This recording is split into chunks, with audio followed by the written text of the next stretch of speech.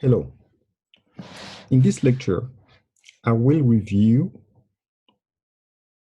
production and cost function and particularly focus on how to create them in Excel.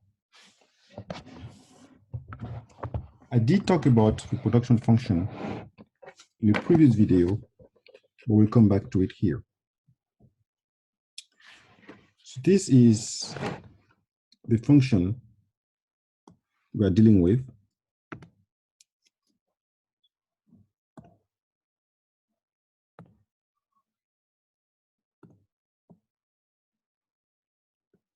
And what we have in this table is data from table 2.3 of a textbook, chapter 2.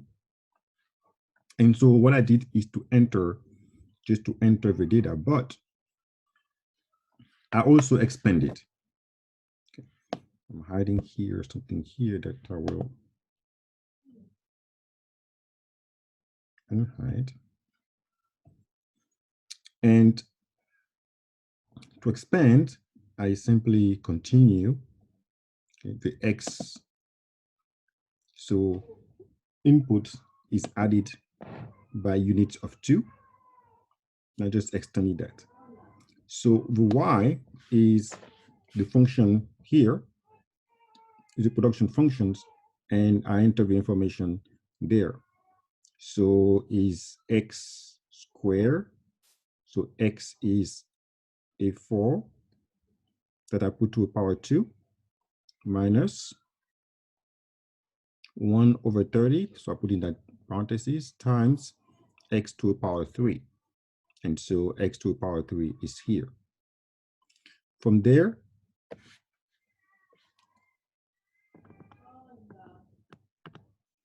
I derived the overall function. So the average production function, APP, is nothing that the output divided by input. So B4 divided by A4. The marginal physical product is the difference between output divided by the difference between input. And so that's how it is B4 minus A4 divided by A4 minus A3. So B4 minus A3. From there, we can draw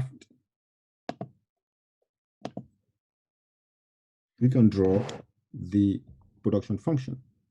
And to do that, so if I start with a production function, okay,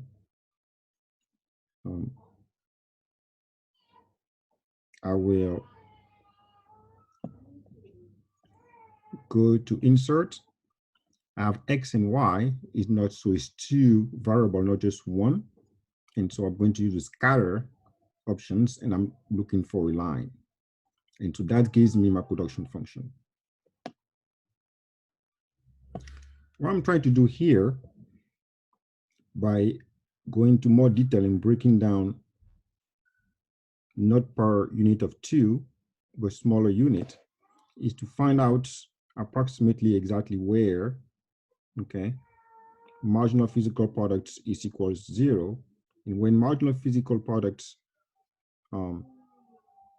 is equals 0, that is the end of stage 2 of a production function, is the beginning of stage 3, where over here, so we have the maximum over here on the graph, okay, and the maximum of average physical product is the beginning of stage 3 of a production function. Why you should not be, because as the marginal physical product starts to becomes negative, that means that as you add input, your output decreases. And so here, as you move from 20 to 20.5 quantity of input, right, it reduces your level output. And so, of course, stage 3 is not a production area that any producer wants to be in. So I do not put the average physical product of a same graph, simply because there's a question of scale, right? So you go from scale of 28 to 4, and so if you do that, if you add those, you will not see them properly on the chart. So how do I add? The way Excel does things, it's Excel's read to draw a table, read the data from left to right. So this is going to be X in Excel, and that is the X here, and Y is here. So read some X to Y. And so if I want to add, basically include the averages in the same graph, well, what I will be more or less forced to do, if I don't change anything else, is to include the whole things in the same chart, which is not a great idea. As you will see, you cannot see here what is happening to the average and marginal products because the scale is different. So what I do is one thing you can do, which is a little bit complicated, right,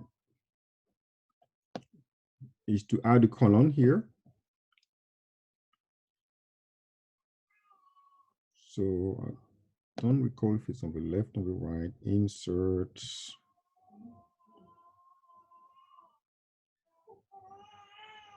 Okay. Right.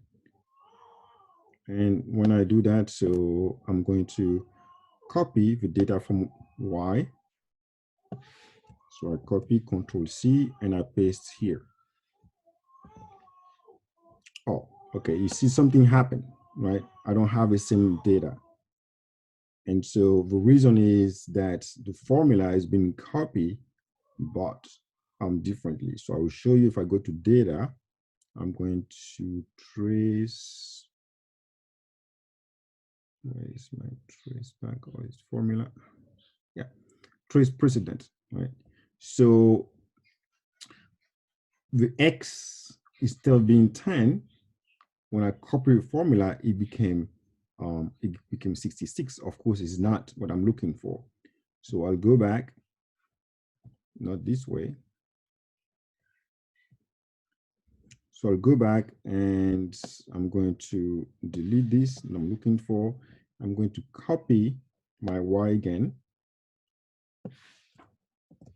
but I'm going to paste it in a special way. Okay, so you select special paste, and I will paste is what we have numbers, and that says paste value, and so we don't paste any formula, just the value. So here in column C, we don't have formulas anymore, only values. Where here, why we have the formula. Okay. And so I can now do this and graph,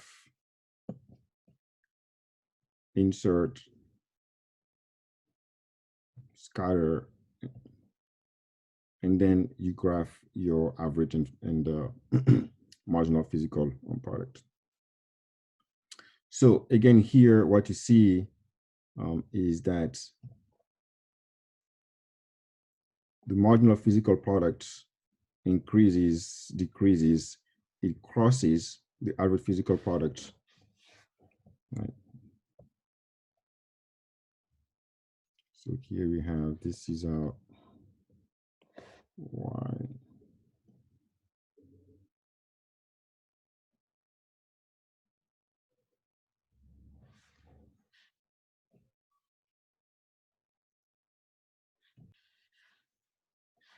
So, just like this is not logical, right?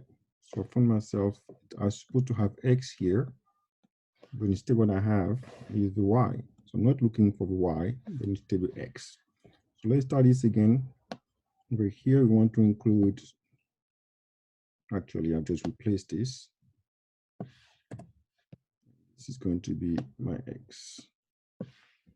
Here you can copy and paste only because we only have values.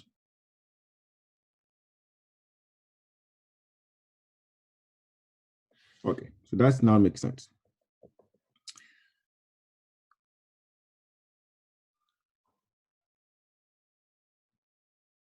So the average physical, the marginal, so this is our marginal physical product. So it reaches 0, okay, over here. And if I superpose with my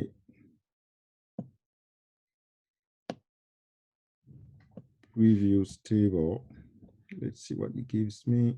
Actually, there we go. Approximately. Okay. So what we see here, when we reach the maximum at this level, that's where the average physical the marginal physical product is 0. Right? So past 20 is roughly 20.05 or 0.3. Okay.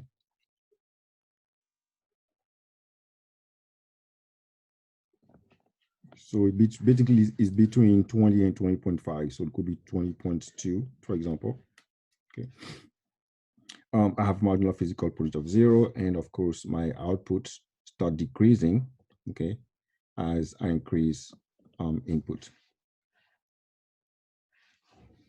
So where average physical product crosses our marginal physical product, okay, there we have the inflection point, and is around here.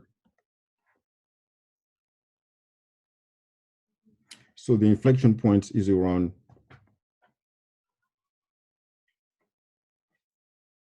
between 15 and 16, around 15, 16, okay,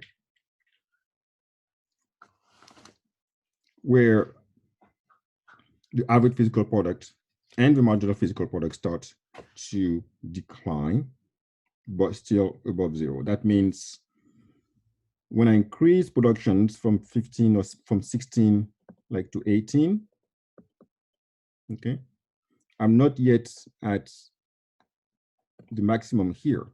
So I still increase the output as I'm increasing my input. However, the increase is slower than it was before. Okay, the increase is less than it was before. Here, as I increase my input, let's say by 1 unit, okay, I have an output that is more than 1 unit. See that for the marginal slope is a high slope. So if I increase by 1 here, my output must increase by 3. Okay, so that's an increasing return. I'll reach a maximum and then I start going down where the slope is smaller, right? Here, when I increase by, let's say, 2 units of input, instead of having 6 increase, here I only have increased by 1. However, my output is continuing to increase. Okay.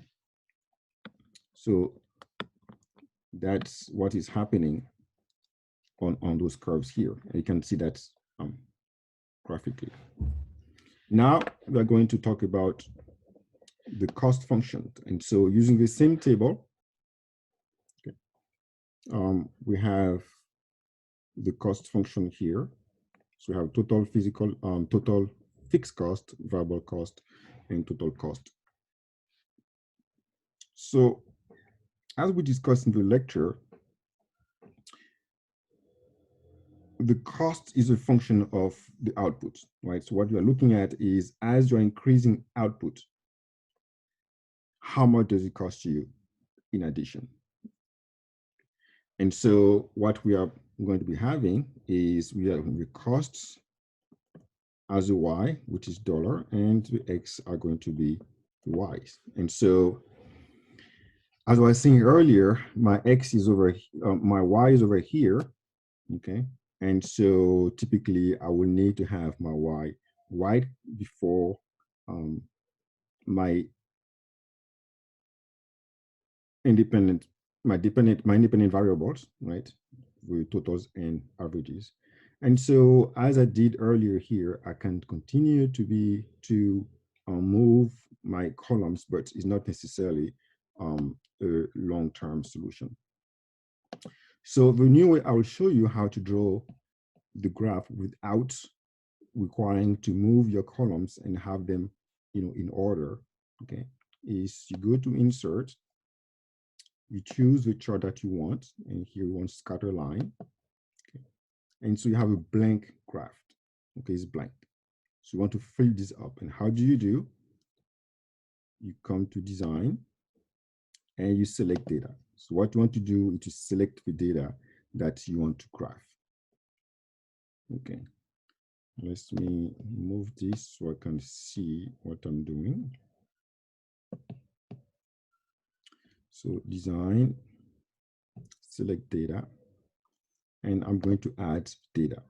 So I'm going to add data one by one. First, I'm going to graph with total variable curve. So I click on the series name. Then the x's, so my x's now are my y, right? Because that's my x, is y there. That's not what I wanted. So I'm going to select the y values. Okay, I'll just stop right, I'll say 21, okay, where x is equal to 21, and the y values are the total cost. And so I want to graph, let's say, total variable cost and total cost.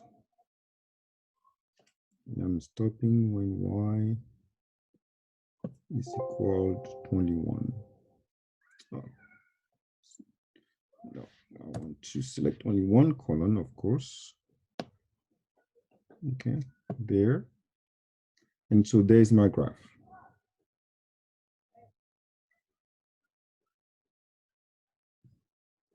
So that is my total variable cost, and I can add more value. Now I'm going to use add my total cost. Again, the x is still my y values, about 21. And here I'm going to include the,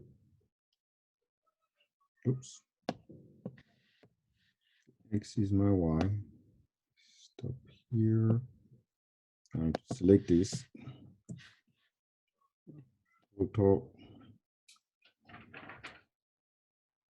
21. There we go.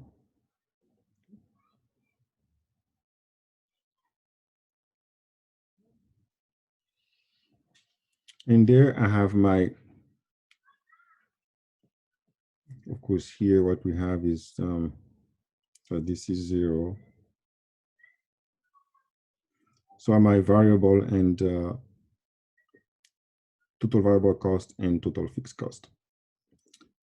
If I want to edit this information,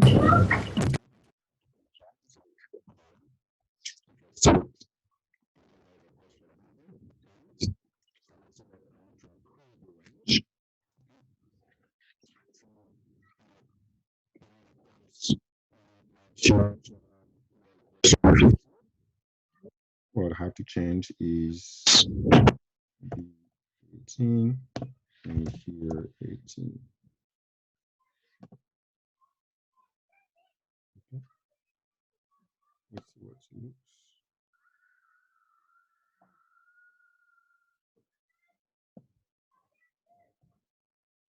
Edit each.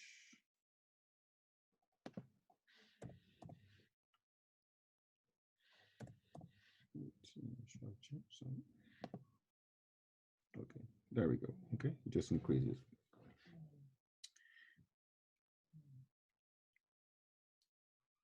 there's a whole system, ways to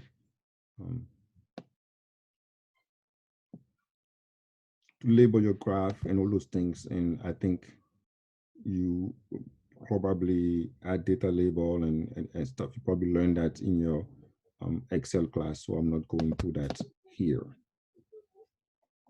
So those are my total costs. And so I can do the same thing, okay, for my variable cost.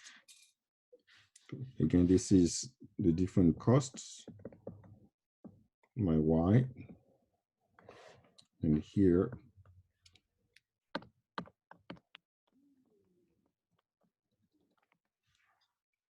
is the Y value. Okay. So I go to draw, insert, chart, blank. I'm going to move it to C. I go to design, select data. I want to start with, I'm going to add data. I'm going to start with my average fixed costs, Y, and then I'll go down to cell B18, and this average fixed costs. Okay, and there I have it. That's my average fixed cost. And I can add more and more. I'm going to average variable costs, Y, and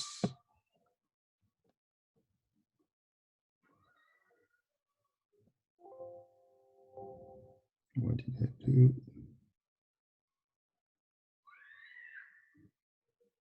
Oops.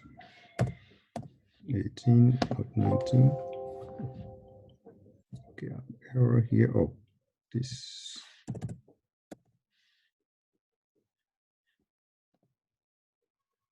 Okay. And of course, you can add your average total cost and marginal cost. So that's basically the way to draw your chart. And the interpretation of those charts is the same thing that we already discussed, talk about in the lecture part.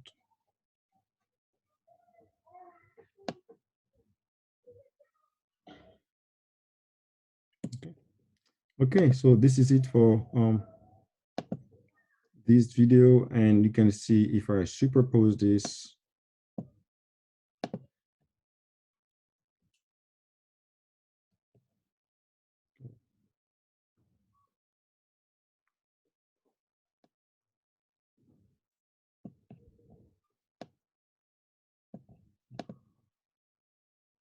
so I can bring this down.